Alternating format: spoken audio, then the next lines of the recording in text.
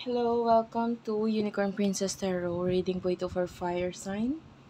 Aries, Leo, and Sagittarius. Take only what resonates. Para sa gusto mo pa personal reading, Jing Tarot Reader, if you want, pwede ka mag-message, mag-email sa akin for astrological reading. Ayan, pwede ka mag-inquire kung paano. Doon sa virgophilippines@gmail.com. Ano to? Fire sign, ano. Anyway, hanggang August 2024 lang ako mag-accept ng reading. Naka-promo pa siya ngayon. Yeah.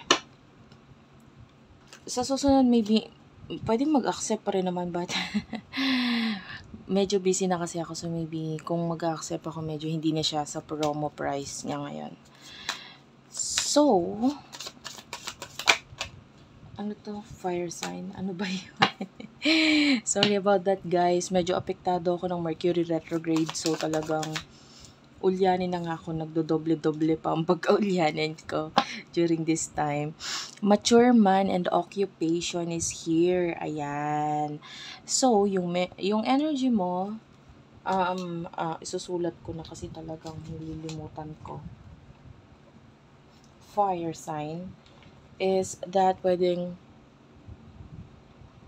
you are someone who is focusing pagdating sa iyong career. Actually, hindi ka ganyan ka-focus dati eh. Hindi ka ganyan ka-mature pagdating sa career mo in the past. Maybe there's a lot of changes. Maybe yung iba sa inyo natutunan mo maging mature. Maybe yung iba sa inyo, you have learned kung ano yung path na mas mag-workout para sa'yo. Maybe napunta ka sa isang career na dati yung mga pinagdaanan mong career, hindi talaga siya gano'n nagtatagal. Like, after a couple of months, tapos na or hindi ka na masyadong masaya. But this feeling right now that you are having with regards to your career, this is one of the career na pwedeng, andito yung skills mo, ito yung hobby mo, naipapakita mo yung talents mo, and maybe naipapakita mo yung kagalingan mo talaga. And ito yung nagbibigay sa'yo na dahilan kung bakit pinupurso mo ito or nagtutuloy-tuloy ito sa'yo. So, a lot of development pagdating sa'yo. Pagdating sa person na kakonect mo, maybe this is a person who is full of surprises. And at the same time, itong person na to could be, I don't know, maybe may energy siyang maingay or hindi siya masyadong, or if ever, pwede may mga bagay siyang hindi sinasabi sa'yo, tapos isang sabihan lang, isang ratratan lang, ganun. Ganun siyang klase ng tao. Maybe, kung hindi siya open, like, this person is keeping a secret, once na itry niyang i-open, or naging open siya sa'yo, ayan, doon na magtutuloy-tuloy kung ano ba talagang, meron sa iniisip ng taong ito, or kung ano ang emotions niya para sa'yo. So, this person, pwedeng alam mo na yan sa ugali niya. And you could be dealing with someone who is very toxic, honestly. Toxic in a way na pwedeng, yun nga, ganun siyang klase ng tao. And kung magsalita siya, pwedeng walang preno. But, anong emotion ninyong dalawa? Guys, take only what resonates ha. Pwede ka makarelate, pwedeng hindi. Emotion ninyong dalawa, you do have your indecision and change. And you do have here adversity, friendship, and fear. Bottom of the deck is grief. Okay. So, pwedeng itong person na ito is, I feel like malakas ang pakiramdam mo pagdating sa taong ito, like kung ano yung nararamdaman niya, anong iniisip niya, and that pwedeng ito yung like somehow, no, alam mo na kung paano makikipag-connect dito sa taong ito dahil parang kilalang kilala mo na siya. And with this person, I feel like you're still dealing with someone who, pwedeng nababother or hindi niya gusto or pwedeng may takot siya with regards to your friend, or parang hindi siya tiwala masyado sa kaibigan mo or sa mga nakaka-connect mong tao. Okay? So, this could be a person na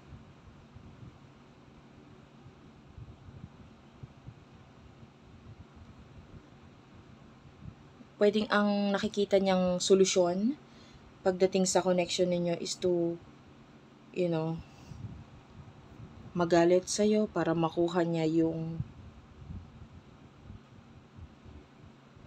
kumbaga yung parang may takot ka sa kanya ba? Okay, so ginagamit niya yung kanyang words or actions towards you na pwedeng nagpapakita ng, for you, it's toxicity, pagiging toxic ng taong ito. Kasi doon kanya napapasunod or nandun yung feeling na kayang-kaya ka niya. And but honestly, itong person na to, nasasaktan siya sa mga nangyayari sa inyo because hindi siya ganun katiwala sa'yo or sa mga kaibigan mo, and ayaw niya yung feeling na ganun. But especially if you're dealing with someone na pwedeng may mga mabilisan na action na nangyari sa inyo, like pwedeng sabihin na natin unwanted relationship or pregnancy, pwedeng ganun, pwedeng nakuha kanya na hindi nakuha or nagkaroon ng relationship sa inyo because nagkaroon ng mabilisan na action, like nagkaroon ng mabilis na pagbubuntis or nabuntis, either nabuntis mo to person na ito or nabuntis ka niya.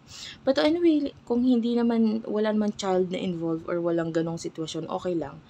Pero I'm seeing like for some of you, pwedeng may relationship na ganon ang naging sitwasyon. And then, hindi siya ganon ka-confident dahil nga, masyadong naging mabilis yung sa inyo eh. Parang hindi niya naramdaman yung, sabihin na nating minahal mo siya kung ano siya talaga. Okay? So, what will happen in the future sa inyong dalawa?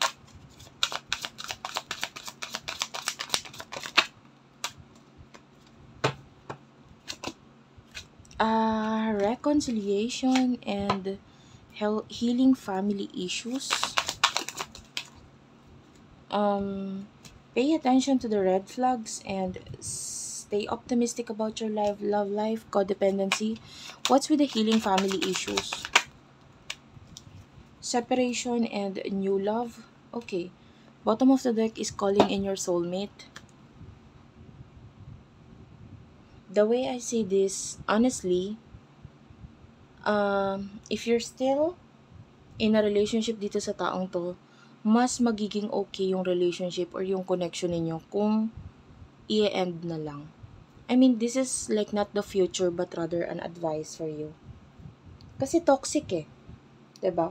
Yung person na to is actually feeling obsessed. Nakakaramdam siya ng insecurity sa sarili niya, and kaya siya ganyan kung umasta sa'yo. And I feel like hindi na tatapos yun doon kasi nandun pa rin yung toxicity, and you have to tignan mo rin yung mga red flags, 'di ba? Sa taong to, and tingin mo ito bang mga ginagawa niya is sino ba talaga sa inyo dapat magbago? Ikaw ba or yung person mo? Like kailangan mo ring i-consider yun eh.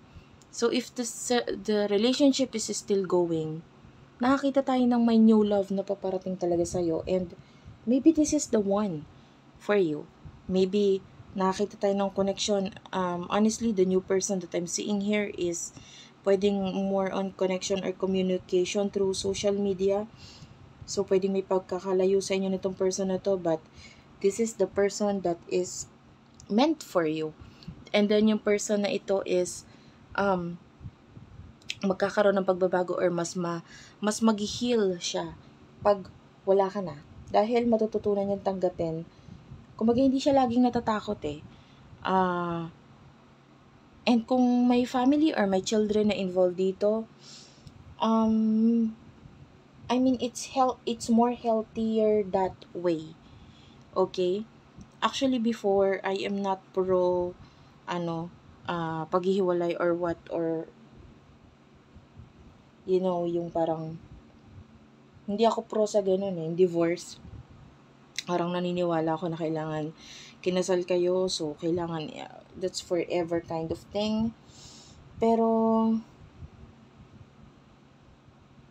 lalo kung ganito ang sitwasyon, hindi naman talaga nakasal dahil sa mahal ninyo ang isa't isa, but rather nakasal dahil sa mga obligasyon ninyo sa isa't isa. So, sometimes you need to be more honest sa sarili mo sa kung saan mas mag-work out ang relationship or ang connection ninyo. Kasi you can be both happy at the same time pag natutunan ninyong tanggapin kung ano yung mga tingin yung hindi na mag-work out sa connection or relationship ninyo. Ang mas magiging okay yon dahil chances are ikaw mapupunta ka sa tamang tao, magiging masaya ka, and then yung taong ito, ganun din naman siya. So thank you for watching. I love you all, and bye-bye.